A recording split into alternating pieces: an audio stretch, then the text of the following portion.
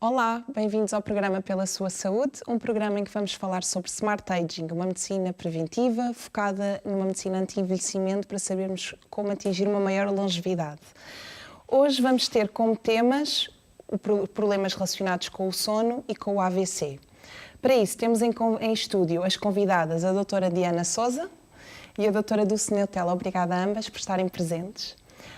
Sabemos que, segundo o relatório do Programa Nacional das Doenças Cerebrovasculares, o número de internamentos tem vindo a diminuir relacionados com os problemas da AVC. Para isso têm contribuído muito os nossos médicos e a consciencialização da população. Doutora Diana, diga-me uma coisa, considera que, segundo a sua visão, é um problema que preocupa as pessoas e quais os principais sintomas que devemos tentar identificar nesta questão do AVC? Obrigada pelo convite. Com certeza preocupa muitas pessoas. O AVC é a principal causa de incapacidade e as pessoas sentem-se preocupadas como é que podem cada vez mais prevenir e ter um estilo de vida saudável e contribuir para que não venha a surgir os problemas de saúde e, neste caso em particular, o AVC. Mas, infelizmente, quando ele ocorre connosco ou com uma pessoa que estamos a presenciar, é importante ter em conta alguns sinais muito básicos e que devem alertar imediatamente para a necessidade de ligar o 112, comunicar aos serviços de saúde para que possa o doente ser rapidamente orientado para um centro que permita fazer o tratamento do AVC. Os principais sinais podem se resumir como os 3 Fs. Portanto, a face, nomeadamente se notar-se uma assimetria facial, um desvio da boca, da comissura labial, notar-se uma alteração da fala, que é o segundo F, a fala enrolada, a dificuldade em articular as palavras, e a força, especialmente a força do membro superior, o membro superior esquerdo ou o membro superior direito, com dificuldade em mexer, isso é também um sinal de alerta. Qualquer um destes sinais deve imediatamente conduzir a uma ativação dos serviços de emergência para que, portanto, através do CODU e dos serviços de emergência, possa ser o doente orientado para um centro que permita fazer o tratamento do AVC. Portanto, identificando estes sinais, as pessoas têm que estar conscientes e procurar logo ajuda. Exatamente, porque neste momento temos já muitas terapêuticas que podem ser realizadas, que melhoram muito o prognóstico e essas terapêuticas devem ser feitas o mais precocemente possível. Portanto, tempo é cérebro e quanto mais tempo passa, mais destruição das células cerebrais irá existir.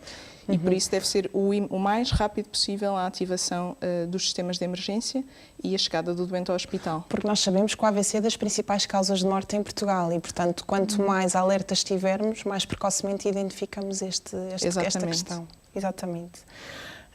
Sabemos também que o stress, os estilos de vida, o cansaço, as alterações do sono são também um tema que tira imensa qualidade de vida a grande parte das pessoas. Temos em estúdio a doutora Dulce, como referi anteriormente.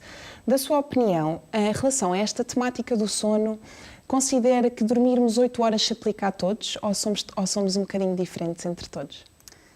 Muito obrigada pelo convite. E sim, somos muito diferentes entre todos. E as necessidades de sono são também um aspecto em que somos diferentes. Eu costumo exemplificar o sono e a necessidade de sono com a necessidade de comida e de comer. Todos nós temos necessidades de quantidade de comida nas diferentes refeições, a diferentes horas ao longo do dia, e o sono é exatamente a mesma coisa. Se tivermos a almoçar ou a jantar com um grupo de pessoas, cada pessoa vai ter uma quantidade de comida diferente no seu prato. O sono é exatamente a mesma coisa. Cada um de nós tem necessidades de sono diferentes. Sabemos, no entanto, que quantidade de sono inferior a 5 horas é um fator de risco, por exemplo, para a demência. E quantidades de sono acima de 11 horas, também ele é um fator de risco de diminuição da esperança média de vida. E apresentando assim a quantidade de sono, o número de horas que dormimos, uma curva em U relativamente à esperança média de vida. Exatamente. Diga-me, a doutora Diana trabalha no Hospital peço desculpa, a doutora Dulce trabalha no Hospital Espírito Santo em Évora. Sim. E no Centro de Medicina do Sono.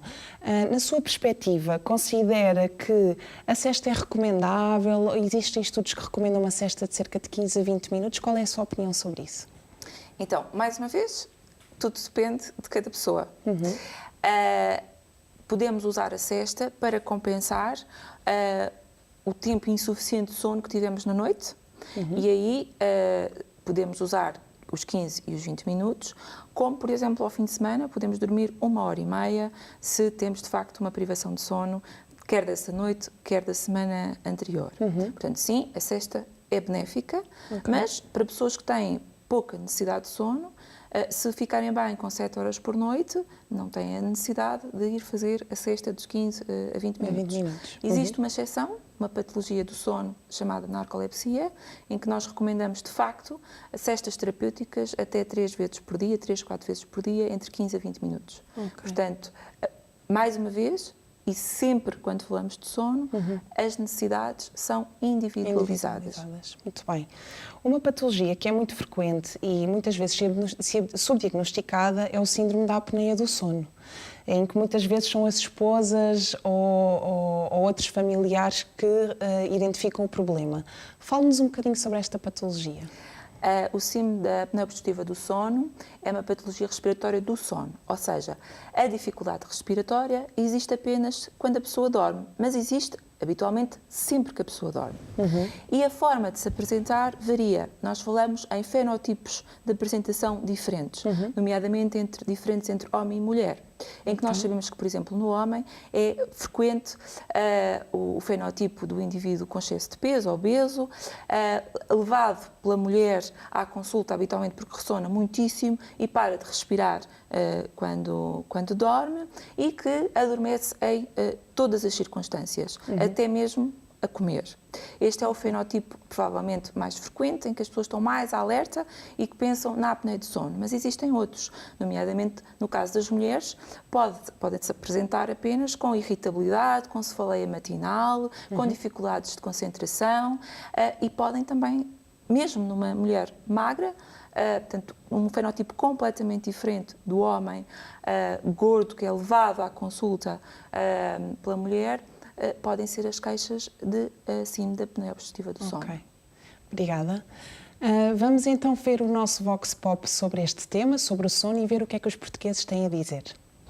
Quantas horas por noite é que consegue dormir? 4, 5 horas. 8 horas. Normalmente, sei lá, 6 horas. Normalmente 5. 8 horas de sono. 6, 7 horinhas. 6 horas, 7 horas. É um bocado difícil dormir as 7 horas ou 8 horas, não é? Que muitas vezes são aconselháveis. É evidente que depois compenso. E costuma ter um sono sem interrupções ou acorda sobressaltado? Com interrupções. E como é que se sente quando acorda? Muito cansada. Muito cansada. Muito bem disposta. Mais ou menos bem. Tem dias. Acordo cansado. Me sinto bem, normal. Quando acorda assim mais cansada, sente que isso afeta as tarefas do seu dia-a-dia? Às vezes as primeiras horas. Não ser com a força que teria se não estivesse tão fatigada, mas faço. Pensa que é o suficiente as horas que dorme? Eu acho que não, mas já há muitos anos que eu durmo muito pouco. E se pudesse, como é que faria para conseguir ter um sono melhor ou que medidas é que tomaria para isso acontecer? Teria que mudar completamente de vida. Alguma vez sentiu necessidade de consultar um especialista do sono ou não? Não, nunca tive necessidade disso. Já tenho posto esse problema à médica, diz que o cansaço, o sistema nervoso, que pode estar a refletir nisso. Sim, ando com isso no Hospital Penafiel. Ando sempre a ser seguido. 2 vezes por ano, 3, e pronto, e as coisas vão melhorando. Mas a apneia de sono é mesmo complicado. Isto não há, é a apneia de sono grave. Como vimos, o cansaço é uma das queixas frequentes em grande parte destas pessoas que falaram aqui connosco.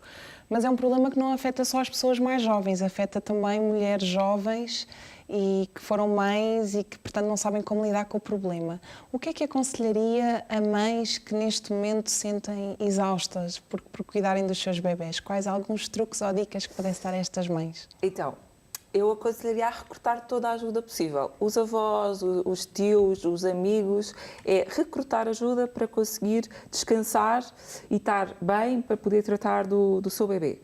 Mas eu gostaria de fazer apenas um comentário àquilo que nós ouvimos nas entrevistas na rua. Há uma diferença muito grande entre aquilo que se tem a oportunidade para dormir e aquilo que a pessoa de facto necessita para dormir. A pergunta era quanto tempo consegue dormir.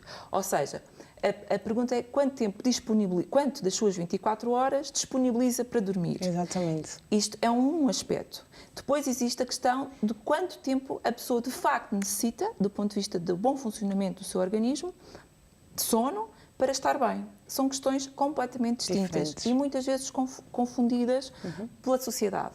Então, a pessoa pode dormir apenas 5 horas e ter uma boa tolerância à privação de sono. Ou seja, a pessoa dorme 5 horas, mas na verdade, para funcionar bem, precisa de 7 ou de 8, mas mesmo tendo menos 2 ou 3 horas de sono naquela noite, consegue ainda assim ter um bom rendimento no trabalho, uma boa relação do ponto de vista social, aquele dia passou relativamente bem. Depois existe a pessoa que precisa dormir as mesmas 7 ou 8 horas, mas quando dorme 5 ou 6, deixa de funcionar bem. Exatamente. E essa dificuldade em funcionar bem é tanto maior quanto o maior número de noites mal dormidas ou pouco dormidas, mas também tem alguns aspectos. Nós sabemos que, por exemplo, as mulheres e as mulheres jovens têm mais baixa tolerância à privação de sono, a dormir pouco. Isso vou tentando ir de encontro à sua questão de as mulheres que têm bebês. Portanto, nós sabemos que, de facto, as mulheres jovens têm, de facto, muita dificuldade em lidar. As mulheres, no pós-parto, estão como que reprogramadas para que isso seja mais fácil. Por exemplo, uma mulher que amamente tem maior facilidade em entrar novamente no sono do que uma mulher que não está a amamentar. Isto nos primeiros meses de vida do bebê. Portanto, há uma reprogramação do nosso organismo, quando a mulher é mãe, para conseguir lidar também com alguns aspectos, como o bebê acordar durante a noite e ter que o amamentar. Por outro lado, existe ainda a questão de o pediatra, neste caso, tem o seu papel, o pediatra e o médico de família, para alertar os pais, não só a mãe, o pai deve também ter um papel nessa questão, para que o bebê comece a dormir bem, e bem significa o maior número de horas, mas de acordo com as necessidades do bebê, o mais precocemente possível, nomeadamente ter atenção o que é dia, o que é noite, manter sempre os mesmos hábitos para o bebê começar a reconhecer que está na hora de ir para a cama e de dormir, porque existe um relógio interno que todos nós temos e que se sincroniza com a luz. Claro. E para isso também se prende a gestão do stress, não é, doutora Diana? Que lá está, é um dos fatores que, novamente, voltando ao primeiro tema do AVC, é um fator preponderante no aparecimento de fatores ou comportamentos de risco. Portanto, uma má alimentação, uma falta de exercício físico, uma vida mais sedentária. Que conselhos daria, por exemplo, aos avós destes bebés, que são neste momento, se calhar, os doentes com maior fator de risco, porque se calhar não estão tão programados para esta consciencialização, ao contrário das gerações mais jovens? Que conselhos daria para prevenirmos e diminuirmos o risco de AVC nos portugueses? Essa é de facto uma questão muito importante. A prevenção deve ser a chave das estratégias para combatermos este problema. Portanto, recorrer ao médico de família, procurar controlar os fatores de risco é um aspecto muito importante. Portanto, para além, obviamente, daquilo que estava a mencionar relativamente ao estilo de vida, portanto, ter uma alimentação cuidada, evitar o sal, procurar evitar os alimentos com gorduras saturadas, praticar exercício físico e ter aspectos relativamente ao estilo de vida, também ao sono. Portanto, todos estes fatores são importantes e depois procurar também controlar os fatores de risco, especialmente nessa população que menciona, não é? Nos avós dos bebés. É necessário haver algum controle para se perceber se, de facto, o doente sofre de hipertensão arterial, fazer uma monitorização no sentido de perceber se isso pode ou não necessitar de uma intervenção terapêutica, o colesterol, portanto, vários aspectos do ponto de vista global da saúde. Vamos tentar perceber o que é que os portugueses dizem sobre o AVC e o risco cardiovascular. O que é que faria em caso de AVC? Olha, chamar o INEM e ir para o hospital. Então chamaria ao 112. Tentar ligar ao centro de saúde ou tentar ligar à linha de saúde. O primeiro passo deve ser ligar para a ambulância, suponho eu. O procedimento a seguir em caso de AVC seria virar a pessoa para o lado esquerdo e contactar de imediato a assistência médica, o INEM, neste caso 112, e seguir as indicações que eles dão. Conhece os sintomas de um AVC? Falta de força, cansaço. Uma alteração na voz, a boca um bocadinho ao lado. O primeiro sintoma que eu consigo identificar é quando as pessoas começam a ficar com desmaio, sensação de desmaio, e ficam com a boca ao lado. Normalmente é isso que acontece logo de início. Metade do corpo ficará paralisado. Conhece os fatores de risco para ter um AVC? Não. Não sei. A obesidade. Ser sedentário, não sei, abusar se calhar em álcool. Penso que seja tensão alta, colesterol alto, diabetes e problemas cardíacos. A senhora tem algumas precauções para evitar o risco de ter um AVC? Olha, por acaso venho do ginásio. Faço desporto, evito comer os fritos, que faz muito mal à saúde. Não o excesso do álcool, portanto ter um certo cuidado com o sal, com a alimentação, que já faço, evitar grandes molhos. Tento ter alguma rotina diária de exercício físico, uma alimentação equilibrada. Sabias que o AVC pode acontecer maioritariamente a pessoas jovens? Também não sabia, por acaso tinha a ideia contrária. É interessante perceber que as pessoas têm consciência do que é que devem fazer e quais os cuidados a nível da alimentação, exercício físico. Vimos aqui várias pessoas com diferentes faixas etárias e sem dúvida, mas a realidade é que depois há sempre algumas desculpas, não é? Que os nossos pacientes, ou por falta de tempo, ou porque não sabem o que devem cozinhar. Há alguns truques ou algumas dicas que partilhem na vossa consulta para tentarmos ultrapassar estas dificuldades? Diana?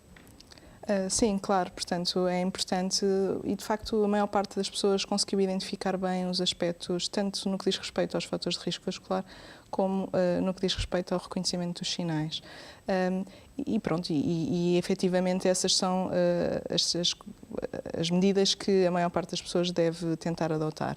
Portanto, procurar alocar tempo e organizar o estilo de vida de forma a que possam praticar o exercício físico, ter uma alimentação equilibrada, de facto isso não ocupa tempo e corresponde essencialmente a um cuidado diário, a um hábito, a construção desses cuidados relativamente ao sal, ao colesterol, portanto às gorduras, aos alimentos muito ricos em açúcar e portanto esses são cuidados que todas as pessoas podem ter. Entre a própria família motivar estes estilos de vida saudáveis. Sim, e também não é? em relação ao reconhecimento dos sinais, isso é importante. Como vimos muitas vezes, as pessoas mais jovens também identificavam os sinais e mesmo as crianças e portanto esses são aspectos importantes, uma vez que podem assistir uma pessoa que possa estar a sofrer um AVC. Um dos aspectos importantes é que nem sempre as pessoas que estão a sofrer um AVC conseguem elas próprias pedir ajuda. Portanto, podem ter uma perturbação da fala, podem não conseguir comunicar, podem elas próprias não conseguir reconhecer o defeito e, portanto, é muito importante que os familiares e que a população em geral esteja alerta para poder contribuir para o alerta no caso de um indivíduo que não consiga ele próprio ativamente chamar o 112. Ok. Doutora Dulce, em relação a esta questão ainda do sono, que conselhos daria para que as pessoas tentassem cumprir ao máximo um sono adequado ao seu estilo de vida? Eu acho que o primeiro passo é que a pessoa perceba que precisa dormir.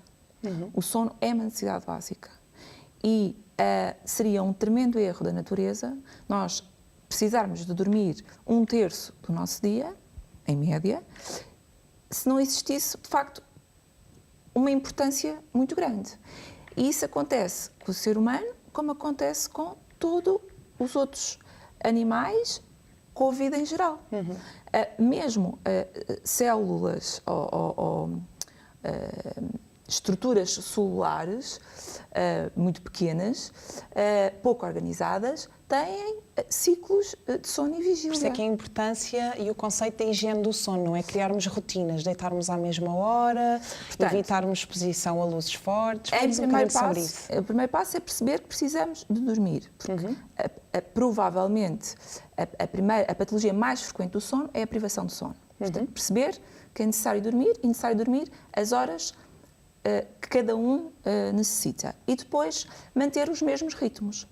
mais ou menos a mesma hora de ir para a cama, mais ou menos a mesma hora de levantar. Portanto, não basta dormir as tais 8 horas. É preciso que elas sejam sempre mais ou menos à mesma hora. Ou seja, é possível que, por exemplo, se a pessoa está habituada a ir para a cama às 10 da noite e 2 ou 3 vezes por semana vá às 4 da manhã, mesmo que durma às 8 horas, é frequente acordar com uma dor de cabeça. A irritabilidade também é um sintoma que aparece frequentemente quando as tais alterações do dia-a-dia acontecem. Depois, mais medidas de higiene de sono, para além do número de horas, a hora de ir para a cama. As tais utilizações e exposições à luz antes de ir para a cama. Pois é que verifica-se cada vez mais que há uma grande interação com tablets, os telemóveis, mesmo entre as crianças. Há pais que utilizam os telemóveis para adormecer as crianças, e nós sabemos que a luz azul destes ecrãs interfere bastante na produção da melatonina, que é uma das hormonas que regula o nosso sono. Sim. Portanto, as crianças, os adolescentes, os adultos jovens, os adultos e também os mais velhos. Hoje em dia é muito frequente o tablet na cama para ver o Facebook em qualquer geração. A luz azul, de facto, diminui a produção, ou pode diminuir a produção de melatonina, porque está a enviar a informação de que é dia e não que é noite. E, portanto, e sendo a melatonina uma das mensagens de que está na hora de dormir, evitando a produção, estamos a fazer um estímulo contrário. Exatamente. Mas não é o único motivo, porque se nós estamos com o tablet, não é só a luz, porque se tiver um filtro de luz amarela, todo o conteúdo, pode-nos estimular, e a estimulação ou a ansiedade que poderá vai gerar. estimular e, portanto, a pessoa vai ficar à espera de ter o like e, portanto, não vai conseguir, se calhar, adormecer imediatamente, porque está ansioso à espera de saber se os likes vão falar acontecer. nisso, porque existem estudos neste momento que há uma dependência das redes sociais, portanto há uma ansiedade e um stress que se gera à volta de toda a tecnologia e do Facebook ou de outras redes, em que efetivamente a pessoa esteja ali na hora em que deveria estar a descansar ou a ler um livro ou até a comunicar com a família e está dependente. Bem, ler o livro também pode estimular dependendo do tipo de livro. Exatamente. Portanto, o entusiasmo pode ser grande para o capítulo seguinte, ficar a pensar no que é que vai acontecer e dificultar o sono. Portanto, mais uma vez, o sono não é igual para toda a gente, e aquilo que pode ser para uma pessoa o estímulo para dormir pode ser exatamente a mesma coisa, o estímulo para se manter acordado. Portanto, isto é mesmo algo individualizado. Mas eu acho que aqui o assunto tem imensos tópicos, estaríamos aqui o resto do dia a falar sobre este tema, mas eu acho que a grande mensagem é que o sono é importante, sim. O sono deve-se ter uma educação para o sono e é muitas vezes um problema da família. Exato. E se é um problema da família, quando nós estamos a tratar o sono de um indivíduo, seja qual seja a geração, temos que avaliar o sono de toda a família. Exatamente. Sim.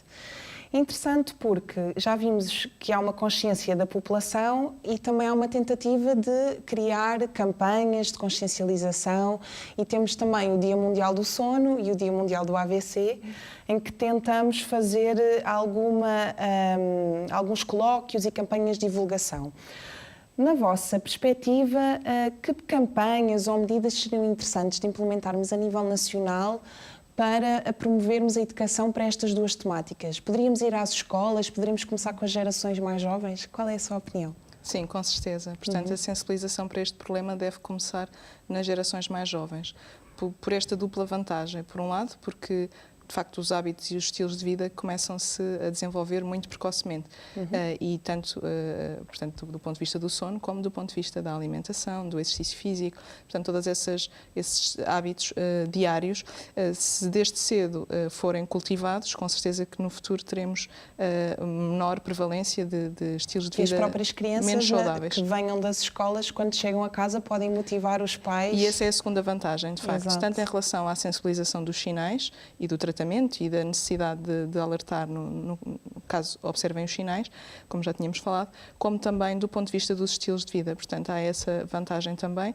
de sensibilização em casa, de educação para a saúde e, portanto, as campanhas nos jovens são também muito importantes. Por outro lado, a prevalência da AVC no jovem é também importante e, portanto, há todo o benefício em começar a prevenir precocemente e que também as pessoas mais jovens estejam sensibilizadas para esses sinais. E que mesmo entre nós médicos também, que somos uma profissão de risco, não é?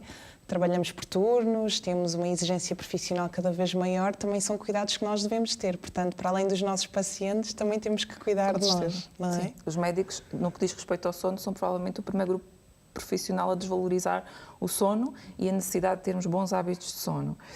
Ainda em relação à divulgação, eu devo dizer, aproveito a oportunidade, vai acontecer um evento que é o Lisbon Sleep Summit, agora durante o mês de maio.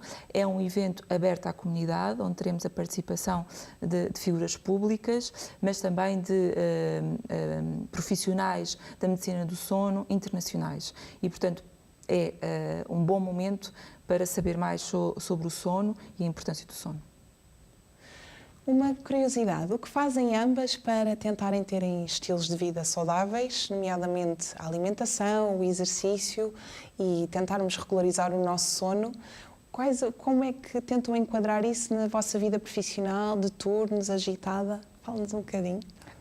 É difícil, não é? Como provavelmente a maior parte da população sente, existem pressões do ponto de vista laboral, é difícil regular os horários, especialmente para quem trabalha por turnos, pode ser difícil manter os hábitos de vida saudáveis. Portanto, tem que partir de um esforço, de facto, percebermos que é importante alocarmos tempo para essas atividades, para a prática de exercício físico, tentar procurar uma alimentação mais saudável, procurando, enfim, dependendo do local de trabalho, locais onde seja possível ter uma alimentação mais saudável, ou até levar comida de casa, que muitas vezes, e hoje em dia é bastante mais comum e talvez mais aceita até do que há alguns anos. E cada vez mais desejamos levar a nossa comida. E, portanto, são pequenas medidas que, introduzidas no cotidiano, tornam-se um hábito e que depois tornam muito mais fácil, de facto, gerir essas questões e deve ser, de facto, tomado como algo importante. Devemos fazer um esforço nesse sentido. E a doutora Dulce? Então, sempre que posso, eu vou a pé para o consultório. Obviamente que trabalhando em Évora, morando em Lisboa, fica um pouco mais difícil, mas quando estou em Lisboa tento sempre que consigo ir a pé. São 30 minutos de caminhada em cada direção.